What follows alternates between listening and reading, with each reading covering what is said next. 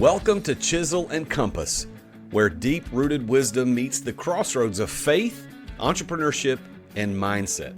I'm the real Jason Duncan, and he's Dr. Justin Moseley, the Mindset Doctor. And we're here to help you refine your vision and navigate life's toughest challenges with purpose-driven strategies and real-world insights.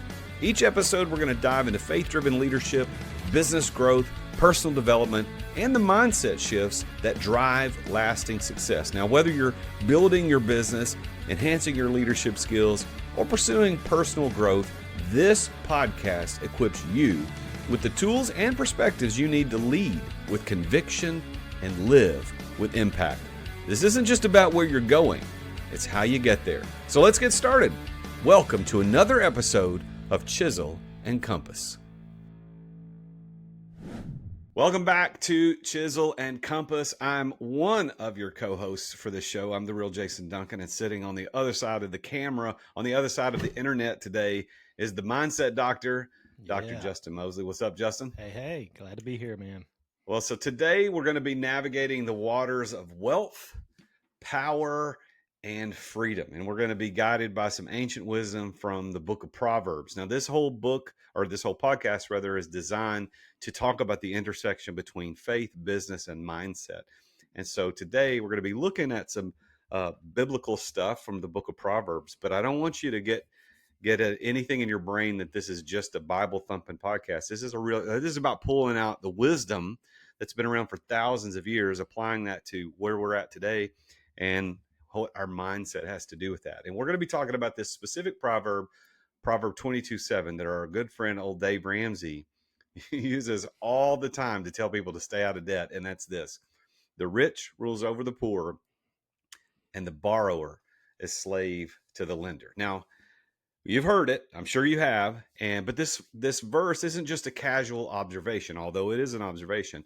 It's really a profound insight into the dynamics of financial dependence, societal hierarchies, and it's really penned with a precision that really only Proverbs could do. I mean, King Solomon wrote this, and what makes this proverb, and indeed the whole book of Proverbs, really so compelling, is this use of what's referred to as an antithetical parallelism, antithetical parallelism, which I've done a little bit of research on this, and I'm going to kind of dive into this. Justin and I talked about this morning in preparation for the show a little bit, but I know that sounds fancy, but really it's just a fancy way of saying, in this proverb, it puts two opposite ideas side by side to make a point pop. And today we're going to talk about that tug of war between having money and owing money. And we're not just going to talk about it in old-timey terms. We're going to look at how this piece of advice, this ancient piece of advice, is relevant to us, really relevant to us. And we're going to talk about how living in debt or not in debt, or chasing wealth, how that shapes our freedom. And we're going to break down this idea of what the rich ruling over the poor means.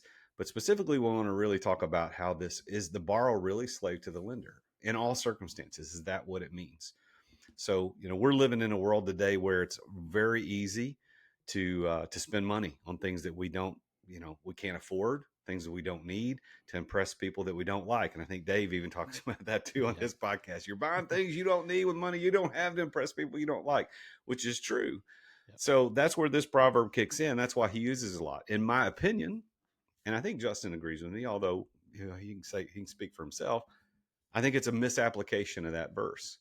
I think he uses it to go to a far extreme of you should never, ever, ever, ever, ever, under any circumstances, borrow money. But I'm not sure that's exactly what it means. So what can we do about this? Well, first off, we got to recognize what traps are involved in debt, and whether you're making bank as an entrepreneur, killing it, or you're just scraping by. The idea is you got to make your money work for you, and not the other way around. You don't work for it; it works for you. Sounds simple, but it really is a game changer. And here's where it really gets interesting.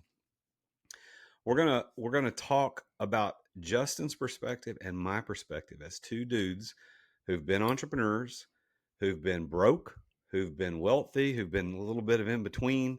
And how do we understand this idea of wealth and richness versus poverty and debt? Like, how do we do this? And we're going to hopefully share some practical tips with you on how to do this. So grab your favorite coffee, grab your favorite drink, whatever you got, just settle in, for the next 30 or so minutes, 45, we're going to really dig into this idea. Do the rich really rule over the poor? And is the borrower truly slave to the lender? Justin, what are Hmm. your thoughts as we get started? Yeah, thinking through this, and I think the concept is sound. I was looking at the borrower being slave to the lender, which that can happen. Like you look at credit card companies these days, it gets so easy to just throw down the credit card to buy the boat, to buy the things that we want in life, put the trip on the credit card, and then they make it very easy. Just pay the minimum payment, which could take people 10, 15, 20 plus years to actually pay off their debt to the credit card. So in that way, they've kind of enslaved us without even knowing it.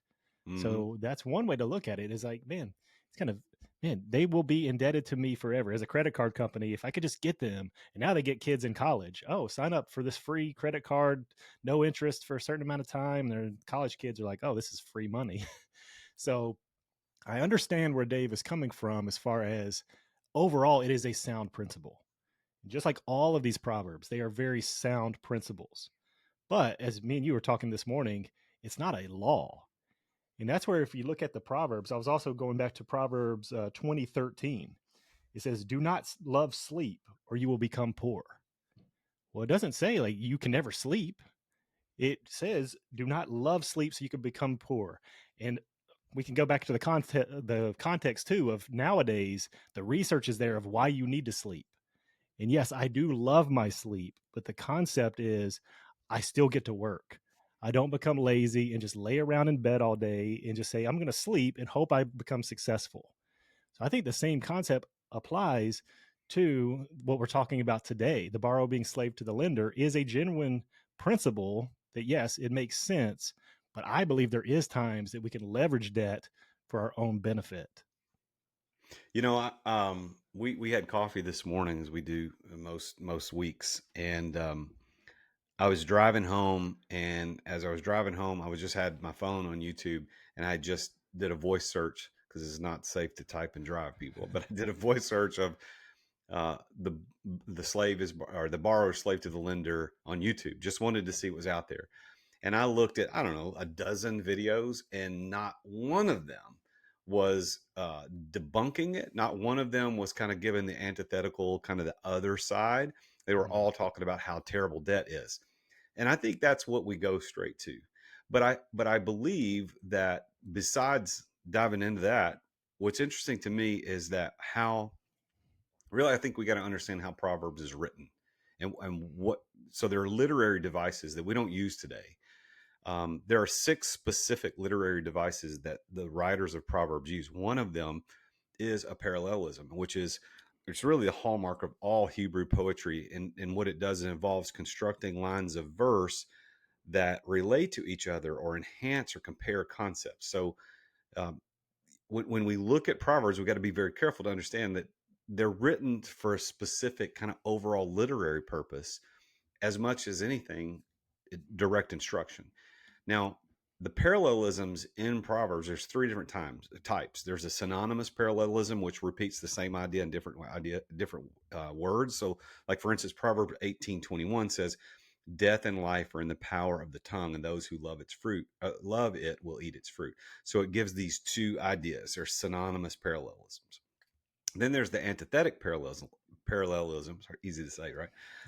Which is what Proverbs 22:7 is. It's contrasting two ideas: the rich, the poor, slave, the master. Those are the things that it's doing. And then there's synthetic parallelisms, which builds up on the first line with additional information or completes the thought in the second line. So there's an example. Proverb 29:1 says, "He who is often reproved yet stiffens his neck will suddenly be broken beyond healing." So that this idea of parallelisms is really an interesting idea. And this is what we're talking about today. But it isn't the only type. And I'm not going to go into all the types, but there are numerical sayings that go in, like Proverbs 30:18 and 19. There are three things too wonderful for me, four that I do not understand. And then he lists those three or four things. There's instructions and admonitions in Proverbs, which I think everybody thinks every proverb is an instruction. Well, in Proverb 3, 5, and 6, we hear this, especially as parents, or excuse me, not his parents. That's another one about the kids spoiling your kid, sparing the rod. But in Proverbs 3, 5, and 6, it says very specifically, trust in the Lord with all your heart and lean not on your own understanding. In all your ways acknowledge him and he will make your path straight. That's an instruction. That isn't just an observation. It isn't a parallelism. It is an instruction. And then there's lots of riddles and enigmas. And then there's last thing, there's a comparison and metaphors that go throughout Proverbs. So what are we looking at? Dave Ramsey seems to believe that the borrower is slave to the lender is an instruction, and Mhm. it isn't.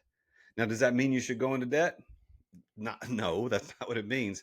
But it isn't an instructive proverb. That's not what the intent is. So, Justin, what do you think as you hear kind of these different literary devices in Proverbs? Does it help you kind of understand what the writer may have been trying to say? Yeah, absolutely. And I do believe that Dave is taking it as an instruction. And he's drawn a hard line. Like he does not back down from do not borrow money. And it goes to, we were talking this morning about, I think it was Graham, Stephen, or Stefan was on his podcast and said that if you got if you got $1 billion interest free, do you take it? And he's like, no, I don't borrow money. So that's a hard line. And part of it is from his own experience of, yes, he leveraged himself, too much debt, and went bankrupt because of that and had to rebuild his wealth. So he knows from experience. So there is always that risk. If you are going to take on debt, what happens if this doesn't work out? What if I get myself in a place where I have to file bankruptcy? All those things are real possibilities. And I think it comes down to counting the cost. And as I was prepping for this, I was thinking there's a couple scenarios. You, as a business coach, I want to run by you because the other day we were talking about a guy who has got an opportunity that if he buys somebody out, it's a $30 million upside for him. So if he didn't have the cash on hand for a business, if you're looking at those numbers and say, hey, if I borrow X amount of money to get 30 million back in return, what do you tell him as a business coach? Well, I mean, certainly there's lots of nuances to that, but let's assume for a minute that that is 100% true and there's no gray areas in that. Well, then you would be less than intelligent. Mm. Let's just say it that way.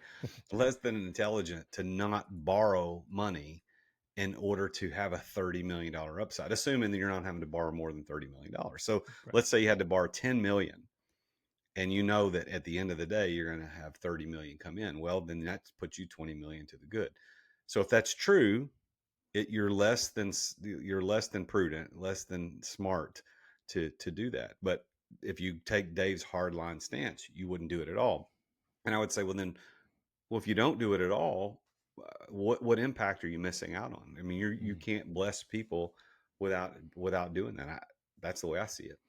Yeah. And he does draw that hard line. He would be like, no, don't do it until you've got the money that you can actually do that. But let's go to the other end. That's one thing. Okay, he can borrow 10 million. What about the person? Because you had a pretty extreme career change going from a high school teacher to becoming an entrepreneur. What about those people? Maybe it's the teacher out there. Maybe it's somebody in corporate working the 9 to 5, and they want to take a bet on themselves. They have an idea for a business, but they don't have the capital to get started. When in your Dave again would say, don't do it until you have the money. But as you're looking at as a business coach, somebody wanting to get started in business, when is it okay to take on debt? I think if you borrow money to start a business, that is not a good idea in most cases. I think there are certainly some exceptions to every rule, but I think I saw a video with Mark Cuban recently talking about if you borrow money to start a business, you're an idiot. And this is a guy who's a billionaire who Yep. started a business, and I think he's right to the extent that there's certainly a lot of opportunities. You can start a business, you don't need to borrow money. There's Mm. when I started my business back in 2010, I borrowed $5,000 to buy equipment to do what I needed to do. But I didn't say, hey, I need to start a business. So what's it going to cost me to run for a year? 150 grand. So I need to borrow 150 grand to give myself a run rate. No, that would have been Right. dumb Yep. because I'd have lost all 150 of that because it took us a long time before we were able to get to a place where we had cash coming in. But I think the issue that you're getting at, if I can read between the lines, is that there's debt and there's leverage, Mm. and debt is usually dumb in terms of, well, I borrow money for a depreciating liability. I borrow Mm. money for a couch. I borrow money for whatever, something that's depreciating. That's debt. Then there's leverage. There's, hey, if I have 5 million, I can borrow 5, but I can lever that to increase my position and make 20. Yeah. The difference is, and this is what I believe now as an entrepreneur and a coach, is what I see is that every entrepreneur thinks that every dollar they borrow is leverage. That's right. And it's not. A lot of the dollars they borrow is just plain debt. It Mm, isn't good for them. yeah. And I go back to that about starting a business. I look at when me and my wife started our business, we didn't take on that debt, but there was a pressure there to go out and make it happen. And I think too many people, they borrow the money and they give themselves that cushion and they don't work as hard. They don't go out and make it happen because hey, it's do or die, sink or swim. We got to go and make this happen. So I think there's power to that, and it reminds me of Damon John's book, The Power of Broke. And just talking about having that mindset, not poor mindset, but the feeling of man, I got to keep producing. I've got to get out there and get to work, not just sit back and be comfortable because I borrowed money and gave myself this buffer and yeah, just get too comfortable there. Uh, so again, you work with businesses from all different ranges. Where do you think it is okay in business? Is it investing in the equipment that's going to take you to the next level, allow you to generate more revenue from that equipment? When would you say, again, we're kind of debating Dave on this, where he's like, no, never borrow money. When is it okay? Well, I think it's okay when there's leverage. So you can look at leverage. So one of the ways I think all of us or most of us can imagine visually what leverage looks like. There's a nail that is in a piece of wood, and let's say it's a 2 inch, 2.5 inch long nail, and it's stuck halfway into the wood. So there's an inch or so of that nail sticking out. Okay, the nail will come out of the board. We all know that, like that. Mm-hmm. This is physically possible. Physics tells us that a nail will come out of a piece of wood. But there's ways you could pull that wood that nail out. You could reach with your fingers and try to pull it up, which will be impossible. You're not going to be able to do that. You could take a pair of pliers and you could try to pull up on that. Might be able to do it, might maybe not. It depends on your strength, how strong you are. But then there's the opportunity you have to go get a hammer, a claw hammer that everybody knows it's got those two little claws in the back end, Mm-hmm. and you put that around. And when you pull the hammer towards you or push it away, whichever is more convenient, what's being created there is leverage. The top of the hammer acts as a fulcrum, and you can push with very little power, and that nail pops right out of the wood. Well, let's say it's 60-year-old wood and it's really tough and your hammer is not doing it. I just actually had this scenario happen. We moved into a house that was built 60 years ago and there were some nails we needed to pull out and they wouldn't come out with a hammer. I had to go to crowbar, which is 4 feet long, put the crowbar down there. And at the top of the 4 foot long, I just pulled back, but I barely had to put any power to the top of that crowbar and it came right out. Where with the hammer, I had all of my weight pulling. I couldn't pull it out. That's how leverage works. So when you go borrow money, you can leverage, you can make something easier that would have been hard. So you can not borrow money and spend 10 years getting your sandwich shop to a place of profitability. Or what if you borrowed money just to buy the right equipment that produces the bread faster, that sets up something faster, or something happens quicker? That leverage can now speed up the process of you getting to where you want to be, which is profitability, cash flow to pay you and your family. Now, to me, I would rather leverage that than just to push my way and pull on the hammer as hard as I possibly can or use my fingers or pliers. Debt is a strategic leverage point if deployed correctly. Mm-hmm. And back to the context of the writing, when Solomon wrote, the borrower was a slave to the lender, that literally happened. You became the slave for the person you borrowed from to work off your debt. Yep. And I did mention that earlier. We do become slaves to a credit card company if we put money on a credit card and then we get stuck in that perpetual interest. It gets up to 10, 20, 22% interest that people are never paying off, just paying the minimum payment. But on the flip side of that, and not recommending get a credit card or not, but I've played the game. You put for business, you put expenses on the credit card, you pay it off, you get tons of points, you get rewards miles, you get to fly, you get trips that are paid for by gaming the system that way. What are your thoughts on credit cards? So I think there's two sides to this. I think there's this idea that Dave Ramsey says never borrow money, and here's why: because the borrower is save the lender. Hmm. Certainly, we can argue the nuances of that. But then, is it okay to go get a credit card? To me, is kind of a separate thing. So first, we have to tackle this idea of, well, is it permissible to borrow money according to Scripture? And I would Hmm. say 100% yes. I don't, but Paul said everything is permissible, but not everything is beneficial. Like, Mm. so we got to be very careful. Just Right, everything right. is permissible, but not everything is beneficial. So, can we borrow money? Yes. Dave is irresponsibly applying that particular proverb. Now, he may have good reason to not go into debt, and that's a whole nother issue. But that proverb does not mean you shouldn't borrow money. But it is true. Once you Hmm. borrow money, you have a sense of obligation to that person, and you'll, in a sense, you're a slave to that person, not in actuality, but you're in a Right. sense. So there's that one issue. But then on the other side, once you get past the fact that, okay, I can borrow money, well, a credit card can be leverage or it can be blind leverage. Mm. And so leverage is exactly what I described. Can it help you go places faster, get things done more quickly or more easily?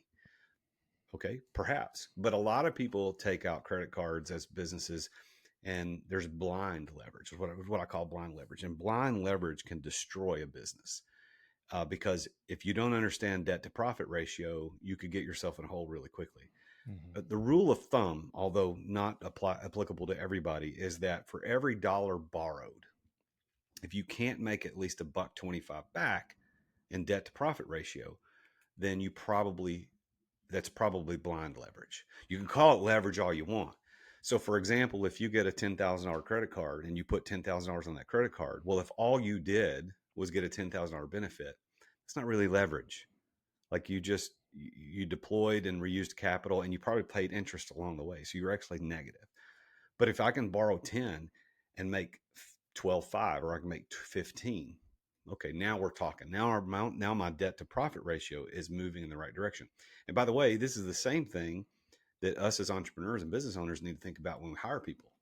Like Mm. I don't pay $50,000 for somebody to come work for me to produce $50,000 worth of output. That's I, right. I pay them 50, wanting to get 75, 100, 150. Really, Yep. 3 to 1 is what I'm looking for. If I can't get 3 to 1, it's not worth it to me. I might as well do it myself. Yeah. So, is it okay to get a credit card? Yeah, I do. I do that. We use a credit card for all business expenses, and we pay it off. Or we try to. Yeah. When we don't try to, that's when we've turned it in from leverage, not just blind leverage, but into debt. Yeah. Yeah.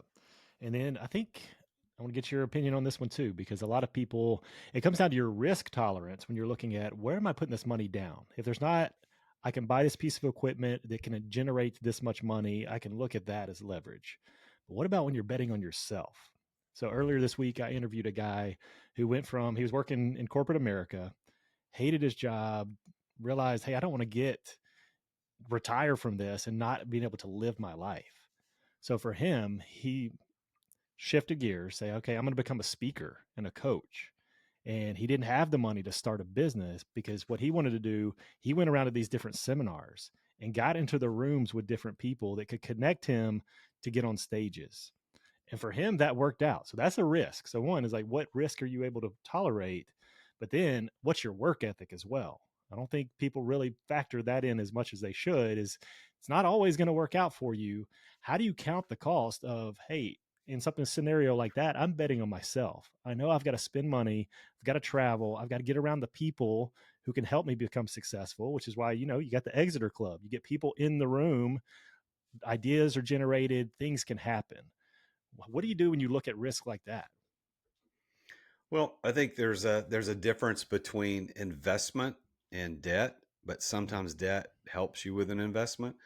So if I'm investing in myself and I go to hire a coach, I don't think it's a prudent thing to do to borrow money to hire a coach or join a program. I think Mm. that should be done out of free cash flow. Yep. Even if it takes your free cash flow down to zero, I still think it's probably a good idea. I'll give you an example. I've got one of my clients that I work with on a pretty regular basis, and at our meeting, last meeting that we had, the whole point of the meeting was to discover and look for new revenue streams. How can we find, with what they're already doing, new revenue streams?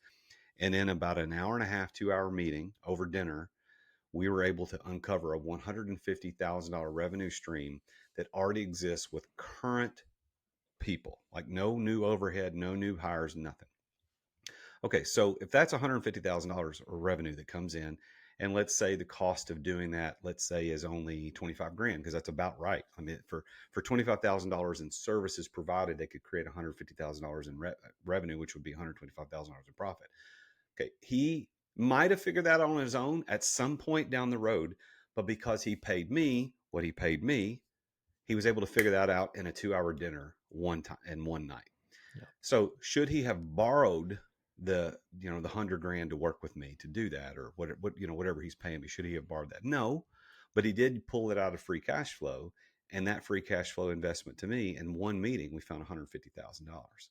And Mm. then in the next meeting we found some more money, and the next meeting we found some more money. We found these things. So invest in yourself, but don't borrow money just to get education. And this goes back to college. Like, shoot, I mean, is it debt to borrow a student loan to go to college to learn things? Absolutely. That is not Mm. strategic leverage. That is blind leverage. And I think students today, young people, need to be very careful about that. Yeah, and I like the principle of it's writing a check to go faster. So when it comes to coaching, if that coach Yes. can get me from where I am now to where I want to be, cut down the learning curve and help me start generating more quicker, then it's definitely worth it. So what would you Yep. tell, so looking back, the guy that I talked to on Monday, looking back when he was starting out, he said, man, I know one, I need to learn more about the speaking business. So I do want to get a coach there. I want to get to these seminars so I can get around these people. And part of this is building a personal brand, as you and I know. You get to take pictures with people, you get to connect with people, they connect you with others. Would you say to him, if he's just starting out, man, I'm going to need to put this first one on a credit card, what should he do? Well, I think it needs to be very, very careful in the debt to profit ratio. Mm. What do you see as happening? I have I would say, first of all, to answer the question, is that I would cautiously move forward in that. I wouldn't Mm. say no. I'm not going to draw a hard line, but I would say Right. cautiously move forward that, because I did this. I did this thing. Like, there was a mastermind that it was 2 years ago. I was at this conference and it was pitched, and it was not for me and my industry specifically, but the people who are going to be in this mastermind were going to be people that I thought that could be clients of mine. So I paid $15,000 on my company credit card to get in this. I didn't do it from free cash flow. I did it on debt. Guess what's still on my credit card to this day? That 15 grand. I'm still Mm-hmm. paying it off. Why? Because I moved too quickly without any direct correlation between what I was spending and an outcome. And so sometimes we fool ourselves into believing, hey, this is an investment in myself. Well, I applaud the fact that you want to invest in yourself, but you have to be smart about it. And you've got to make sure that you don't go too deep too fast, because if you do and you're still wearing all your clothes, you're going to sink. So you got to Yeah. prepare. You got to prepare to dive in. So if I could go back and do that all over again, I wouldn't have joined the mastermind, because Mm-hmm. obviously, now knowing what I know, it didn't work out. Those people weren't actually potential clients of mine. Did I learn some stuff? Yeah, but I didn't learn $15,000 worth of stuff. It did not improve my business $15,000. So I lost the money. So for this dude you're asking about, if he says, "Hey, can I put 2,500 bucks on a credit card to join a coaching program to learn how to get on stages?" Yeah, I look at that as an expense. Like, you have to invest. That's an expense to get educated, to get on stages in front of people. But let me tell you, getting on stages doesn't directly correlate. You and I both know this all too painfully. Painfully, we're aware of this. Just because you got on stage doesn't correlate to making money. That's exactly right. So with Proverbs 3, 5, and 6, you mentioned that being an instruction. So someone reading the Bible or hearing these proverbs or anything Bible related, how do they know when is it actually an instruction? Well, I think it's pretty clear for most people when they look at Proverbs to know whether it's an instruction or it's not. And I think the idea is, in English, we know that if a sentence starts with a verb, the understood subject that's not said is the word you, you. So trust in the Lord with all your heart and lean not on your own understanding. Well, it means you should trust in the Lord. So that is directly related. But if we look at the borrower is slave to the lender, that is an instruction, because it's not talking directly to me. It's Yeah. talking about a concept. So instructions are direct, admonitions are direct, parallelisms are just hey, look at these two things. Mm. So we got to be very careful, and you don't have to know all the 6 different literary devices using Proverbs to know that. If the proverb is saying, hey, you do this or don't do this, okay, that's an instruction. If it doesn't Yeah. say that, then we tap into that, and we understand that, and we apply it, but that doesn't mean it's 100% an instruction for you. Now, for example, go back to the beginning of Proverbs. The whole book of Proverbs is about wisdom. It's about gaining wisdom. It's about not living a foolish lifestyle. And in the beginning, Proverbs, it says, the fear of the Lord is the beginning of wisdom, or the beginning of Mhm. wisdom is fear of the Lord, however you want, whatever translation you're looking at. Is that instruction? Does that say fear the Lord? No. Should you fear the Lord? For sure, sure. Not being afraid of him, but respect him. But Mhm. that's not what that proverb means. That proverb is not telling you to have respect and awe and admiration for the Lord. It's saying that when you do, that's the beginning of true wisdom. So is it an instruction? No. Are there instructions elsewhere in the Bible that tell us that we should fear and respect and revere the Lord? For sure. But that particular proverb is not an instructive proverb. Mm. And I think it is spending time and actually decoding it yourself, spending time with the word, because like you just said, fear the Lord. A lot of people fear, the only thing we associate fear with is being afraid. And it's not Yeah. be afraid of this punishing God that's going to take me out, but it's that awe and reverence. Like that's what it means. But people newer to that word, they just take it at face value, which is similar to what Dave's doing with this whole quote. He's using this as it's a commandment that the borrower is slave to the lender and you're going to be a slave if you ever take any money, which again, it is a sound principle, but it's not absolute. And I know that's a big thing for speakers and teachers like we are, like we're teaching concepts. It's good not to use absolutes because that's when people start to pick them apart. If you say, hey, Mhm. well, everybody does this, and the person listening is like, well, I don't do that, or my sister doesn't do that, or my dad doesn't do that, they just pick apart the absolute. So it's better to say most people or many people do this. And I think he's going way too far with the borrower is slave to the lender, so you should never borrow money in any circumstance. Yeah. I think if to give Dave the benefit of the doubt in this, if we had to make a black and white choice, you Mhm. can borrow money or you should not. You should or you should not. Rather, that'd be the better way to say it. You should borrow money or you should not borrow money. If I had to make a choice between those two, I would side with Dave. You should not, Yep. because that is going to be the safest path the most frequent amount of times. Yep. But this isn't black and white. This isn't black and white. But I would say this: if you're looking at buying a new couch, or if you want to go out to dinner with your girlfriend or whatever it is, do not borrow that money. That is debt. Don't do it. But Yep. if you're trying to buy something that you don't have available capital for, and then when you buy it, it improves your life or your financial situation to the tune of at least $1.25 for every dollar you borrow, the Jason Duncan rule is that's cool. You can do it, but Mhm. just be careful, especially as someone who did a lot of borrowing that I thought was leverage and ended up being blind leverage and bit me in the rear end. Yeah. And I would totally agree. For most people in most circumstances, do not borrow the money because of what it can put you in, the circumstances you could be in. And it's also looking at because the society we live in, we want that instant gratification. I want the couch now. I don't want to save up for it. But think about it, you turn that $1,500 couch into a $7,000 couch by the time you actually pay it off on your credit card. So it's Yeah. being smart with your money. And I think really calculating where is the leverage. If I am going to do this, what's the upside? How can I truly leverage this and see a return? Yeah. It would be interesting to, if Dave ever gets wind of this podcast, which is probably not likely, but if he ever did, it would be interesting to have this conversation. But we both know the outcome is, He's like, going a to say, dude, don't if do dude it. won't borrow $1 billion at 0% interest, this conversation is not going to change his mind. Yep. So, but it would be interested to get behind closed doors, off camera, off record, and go, look, dude, you really get this, right? You understand this is not an instruction, this is an observation.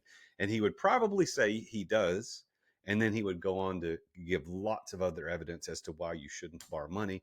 And to that degree, I think you and I would probably agree with him. I think we would say, Mhm. yeah, based on that evidence, we get it, but Yep. there's But this whole yeah. other side that we can't make a law where there is no law. And I think that's Yep. the thing. So Chisel and Compass is designed to help intersect the mindset, the faith, and the business of people like you and me.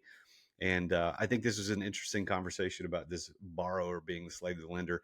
For listeners, if you've got ideas of things that you want us to talk about, if it's business related, if it's mindset related, or if it's something to do with faith and they connect, you could submit that to us. You can find Dr. Justin Moseley on Instagram at, tell him your Instagram handle. At Dr. Justin Moseley.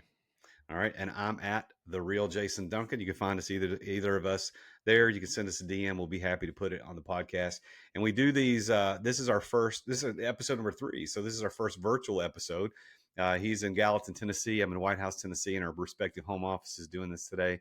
And then our next recording we've got scheduled is another in person at a local place here in the Nashville area. So, Dr. J, any final words of wisdom before we sign off on this episode of Chisel and Compass? No, I would say the borrow is a slave to the lender in context, but there is a chance where you can leverage that money and go big and make some great things happen. Beautiful. All right, everyone. Thanks for listening. We'll see you again next time on Chisel and Compass. He is the mindset doctor, Dr. Justin Moseley. I am the real Jason Duncan. And as always, Jesus is King. That's a wrap on Chisel and Compass for today. For show notes, resources, and more, hit up chiselandcompass.com and follow us on social media. You can find me at The Real Jason Duncan, and you can find Justin at Dr. Justin Moseley. Until next time, keep your chisel sharp, your compass true, and never stop building what matters. This is Chisel and Compass.